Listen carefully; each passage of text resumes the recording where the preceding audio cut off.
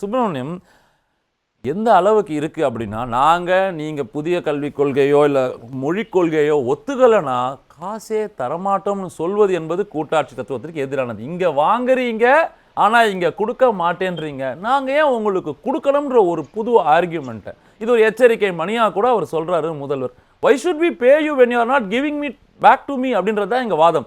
அதுவும் 2500ல 5000 கோடி மாணவர்கள் சம்பந்தப்பட்டது எஜுகேஷன். Is this right? அப்படின்னா நம்ம என்ன புரிஞ்சுக்கணும், என்ன வரிகள் அவர் மீன் பண்றாருன்னு நம்ம புரிஞ்சுக்கணும். அது எந்த அளவுக்கு இந்த ரிலேஷன்ஷிப்பை இன்னும் மோசமாக்குது.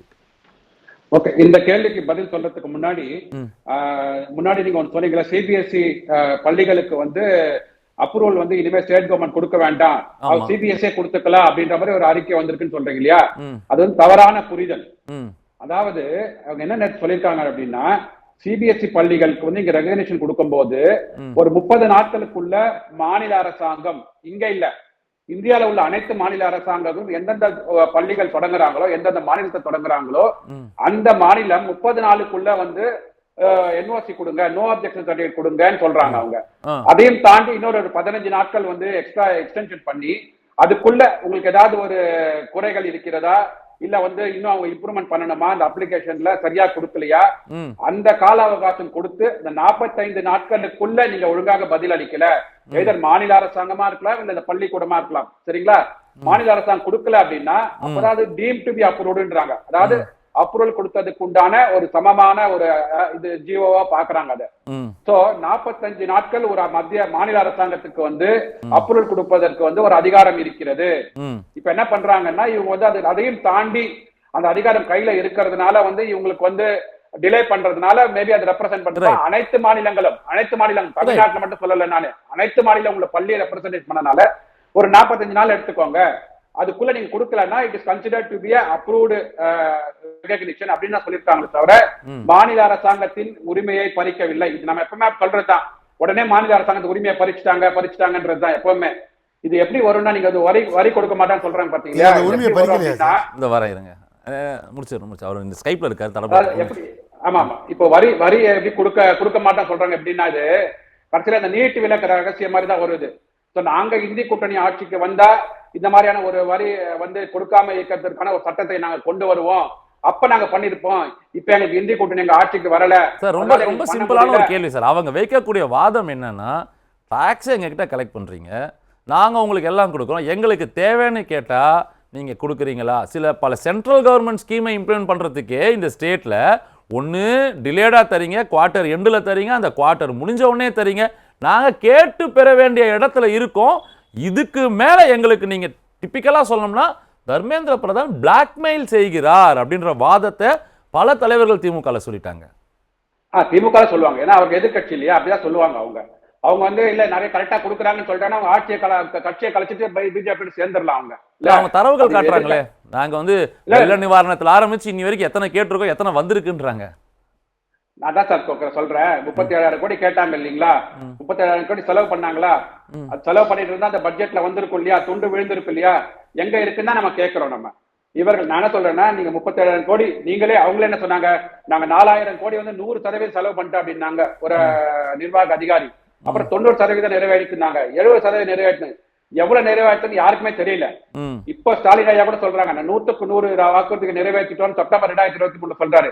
இப்ப 2 நாளுக்கு முன்னாடி 90%.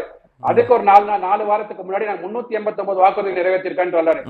அவரே வந்து ஒரு 3 இடங்கள்ல 3 மாதிரியாக ஒரு டேட்டா கொடுக்கும் போது நம்ம உண்மையிலே இறங்கி பார்க்கும் போது எத்தனை வாக்குறுதிகள், எத்தனை அந்த வாக்குறுதிகளுக்குள்ள உள்ள கொடுத்த எவ்வளவு வந்து நிறைவேற்றிருக்கான்னு நமக்கு தெரிய வரும். சார் இதுல ஒண்ணே, அதாவது நீங்க கொடுக்குறீங்க ரைட்டு, திரும்பி வரும்போது ஒரு ஸ்கீம்ல இருக்கும்போது அதற்கு உண்டான இது ரெகுலேஷன்ஸ் இருக்குல்ல, அந்த ரெகுலேஷன்ஸ் நீங்க ஃபுல்ஃபில் பண்ணினாதான் அந்த பணம் வந்து அங்கே நீங்க வர முடியும். நம்ம என்ன சொன்னோம், state education policy department committee ஒண்ணு ஆரம்பிக்கிறோம் சொன்னோம் இல்லீங்களா, அது எங்க போயிருக்குது? இப்போ நாங்க நியூ எஜுகேஷன் பாலிசி எங்களுக்கு வேண்டாம் சார், நாங்க ஸ்டேட் எஜுகேஷன் பாலிசியே வச்சுக்கிறோம் சொன்னீங்க இல்லையா, 2024ல 22லயே ஆரம்பிச்சுட்டாங்க. அதுக்கு ஒரு கமிட்டியே போட்டாங்க.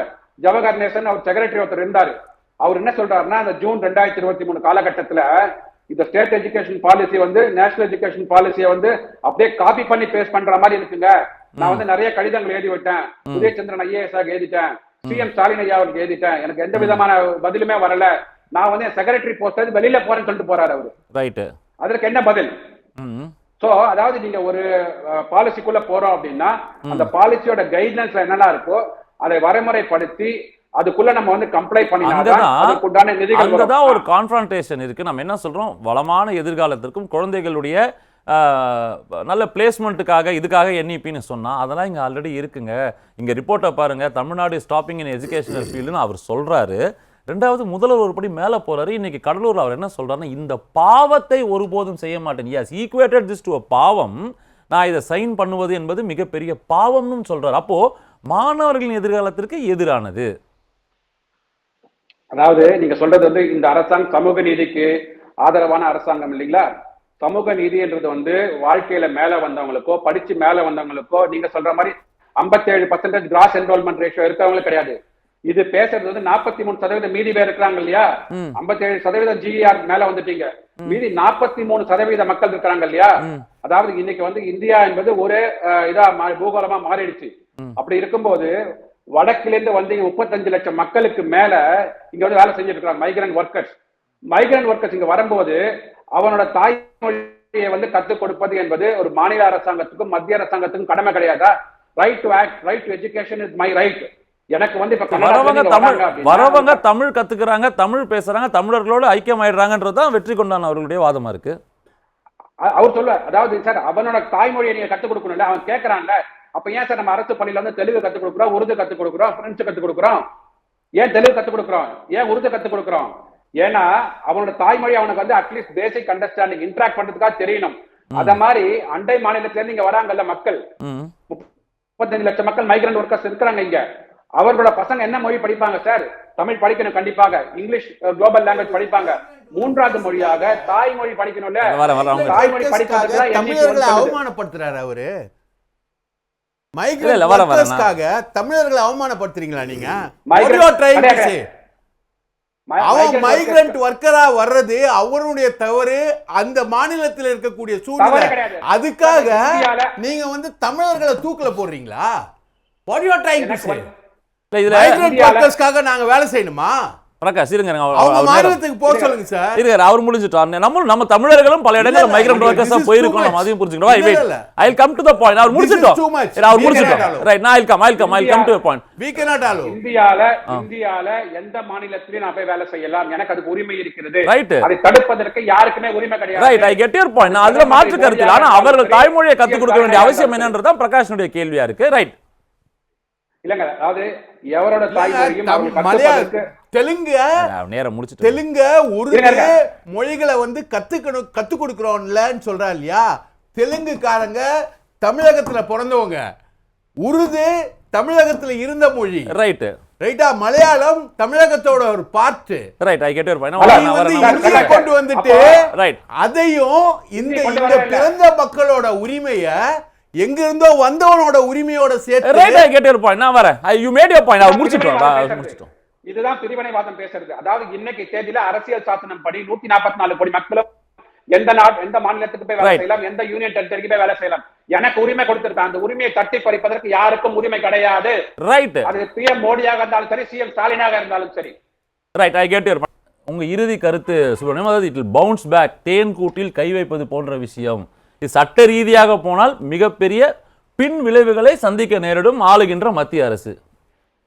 அதாவது இப்போ நாளையில இருந்து எனக்கு தெரிஞ்சு இப்பதுல இருந்து ஆக்ஸ்போர்ட் டிக்ஷனரியில இது third language equal to Hindi அப்படின்னு மாத்திரலாம்னு நினைக்கிறேன்.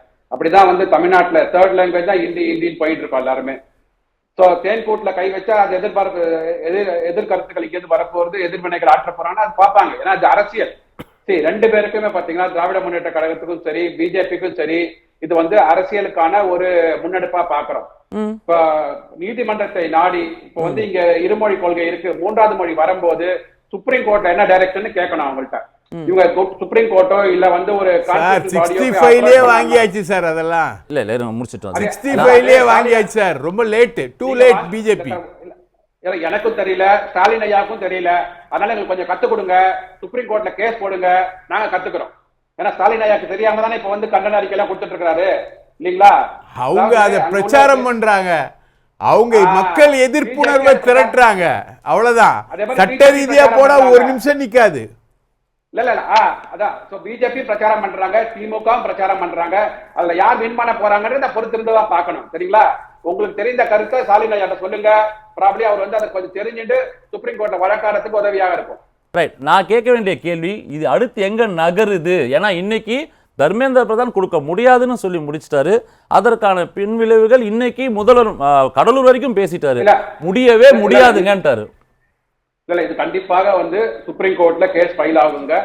எப்படி வந்து கேரளால வந்து எங்களுக்கு நிதி கிடைக்கலன்னு சொல்லிட்டு ஃபைல் பண்ணாங்களோ, அதுக்கு ஒரு டைரக்ஷன் கொடுத்தாங்களோ, அதே மாதிரி கண்டிப்பாக இது சுப்ரீம் கோர்ட்ல வந்து இன்னும் ஒரு வாரங்களுக்குள்ள எங்களுக்கு நிதி வேண்டும் அப்படின்னு சொல்லிட்டு இந்த இதெல்லாம் காரணம் காட்டி எங்களுக்கு வேணும்னு சொல்லி ஃபைல் பண்ணுவாங்க.